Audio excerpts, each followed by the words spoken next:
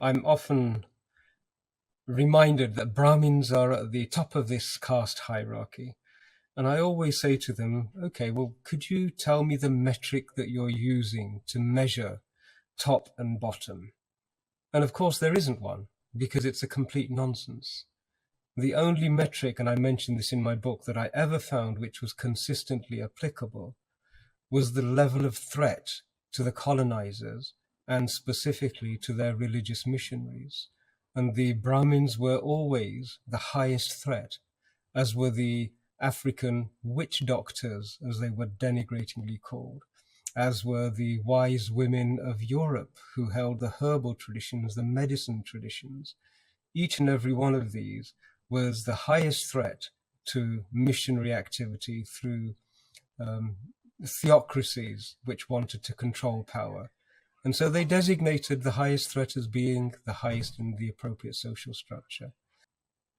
That's a great parallel you just described, between the Brahmins and the African witch doctors being at the top because they're top of being the highest threat to the colonizers.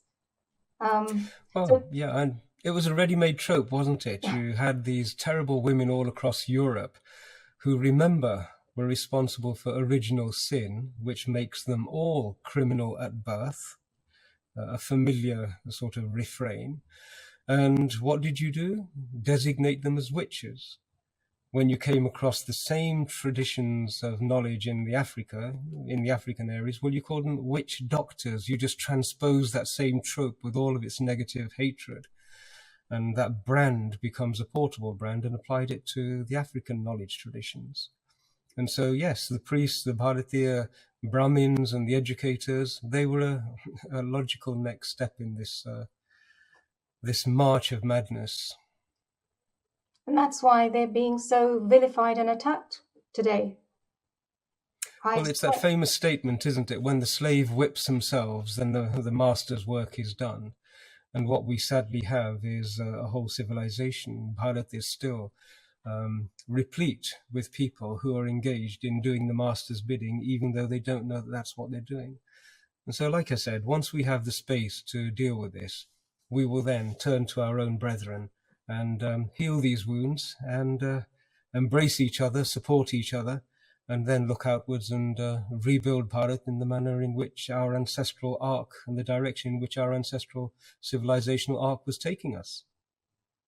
That's great. Such a positive way to end the discussion. Deepika ji, do you have any final closing thoughts before we No, conclude? I agree with Pandit ji that let India run itself would be a great way to. Indians are capable of doing it. They've done it for thousands of years.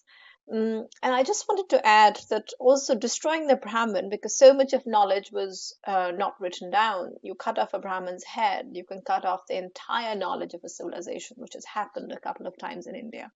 So that is why the Brahmin heads are important. And the vilification of Brahmins has been such a trope of trying to conquer India, which has been a constant sort of idea for the rest of the world for a very long time.